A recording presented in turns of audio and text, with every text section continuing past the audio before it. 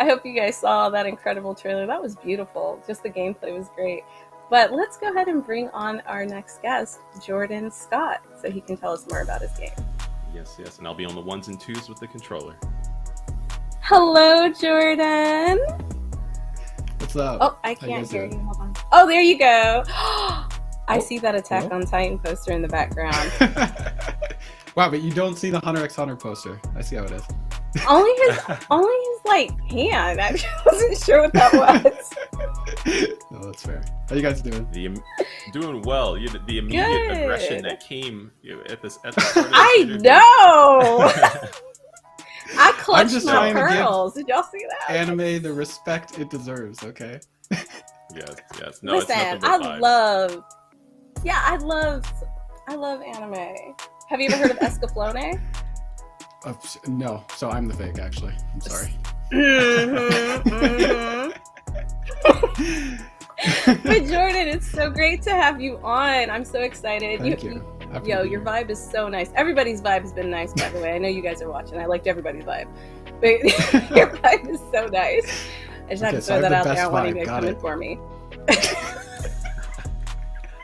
Don't get me beat up, Jordan. Don't get me beat up. But can you tell us a little bit about yourself? Sure. So I'm Jordan. I'm working on an action game called Arbiter. I'm 27. I've been making games since I was like 17, I would say. Mostly just fan games. And then, so I guess I made a Dragon Ball fan game. I made a Pokemon fan game. And then I made a fan game based off of an animated show called Ruby, and actually got hired for that one. So I worked on that for a bit, and then we finished, and then I left, and now I'm here. I think I know Ruby. It was 3D animated, right? It was the girl with the red hair? Yeah. Yep. See, I know stuff. Anyway. You know more than I do. The game looks absolutely incredible, and I can see like some of the influence from working on Ruby, like the character design and things like that. And it's beautiful. So one of my questions was, how did it feel going from making video games to being hired on to do Ruby and now to be making this game? Okay, so I will answer that. I will say something. Derek, it'll probably help if you press, I think it's R3 to lock on. I forgot to put that in the little button prompt thing. But there you go, I was vibing. We're all good. Okay, cool. So how did I go from just working on my own stuff to working in like a professional environment? Okay. So it was fun. I mean, it was obviously jarring because you go from having like full creative control to like, okay, now you're with a team and you have people to answer to and you have deadlines and you have to do things a certain way.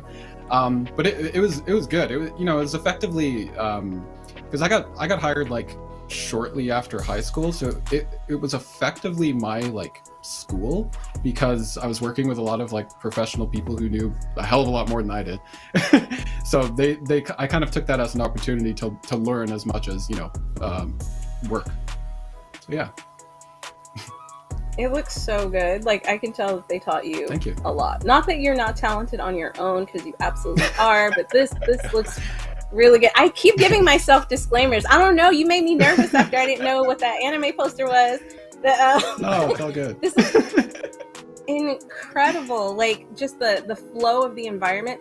So I know I mentioned that I could see some like influences from Ruby, and we all know now that you are a huge fan of anime. Are there any other influences for this game?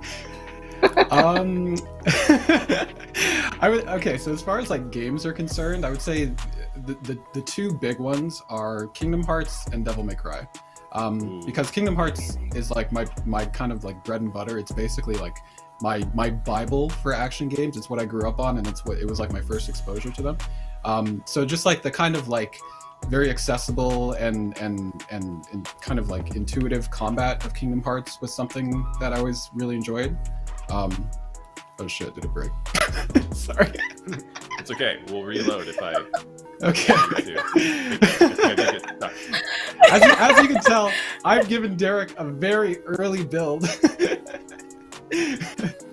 No, we're lucky to play it. We're excited to play it. Don't worry about it. Thank you. Kingdom Hearts and Devil May Cry. Devil May Cry just because it's crazy and there's just so much you can do with its combat system.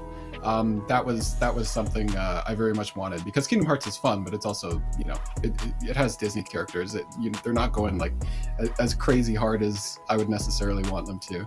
Right. Yeah. Otherwise, then there would be the anime inspirations, and those would be like Naruto, Hunter x Hunter, Dragon Ball, and I'd say that stuff like affected everything from like character design to like the style of storytelling, I guess, because I'm very much like I like storytelling in my games. So lots of inspiration from lots of different places. Well, I'm glad you mentioned the storytelling, because I love like good narrative design. So I am going to be interested in playing your game and like learning more about the characters and the story. Without giving away too much, can you tell us a little bit about the story? Oh yeah, totally. So this actually this works pretty well for the build, because basically the story of Arbiter is that spirits are basically like these demonic enemies that have just arisen from the world and putting humanity in kind of like Attack on Titan. They put them in this kind of like corner of space. But two of them have decided to help the humans and effectively give them their powers so that they have a chance to fight back.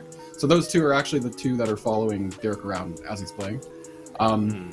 And the goal, I guess, of the game is that your predecessor was basically defeated, and the predecessor was, a person called the Arbiter, who is the person who hunts down these spirits.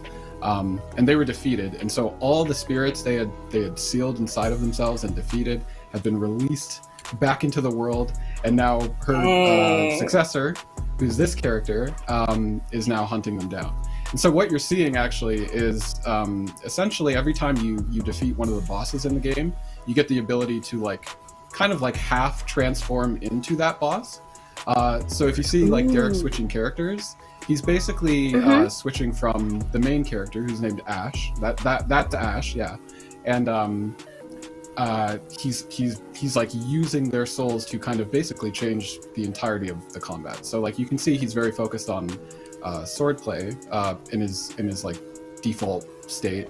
But then if he switches to one of the other transformations, he'll get claws he can attack with.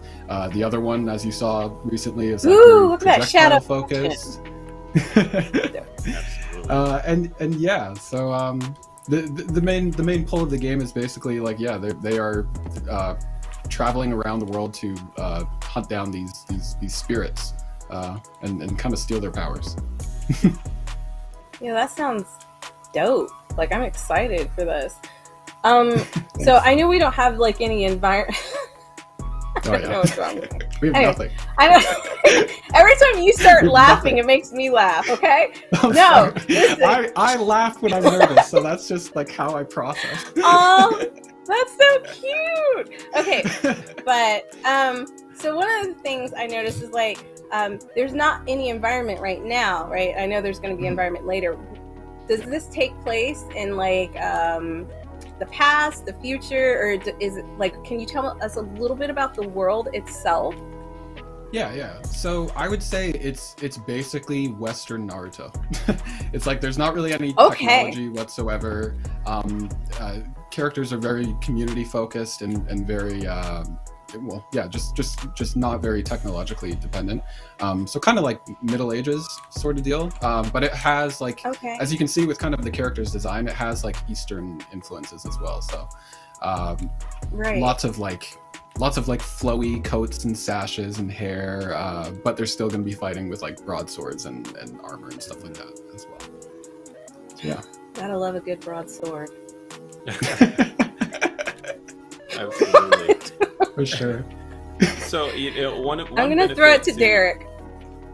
Yeah. Sorry, Derek. One benefit to You're all good. You're all good. One benefit to the environment right now, or the prototype that we're seeing at this moment, is allowing to focus in on all the gameplay.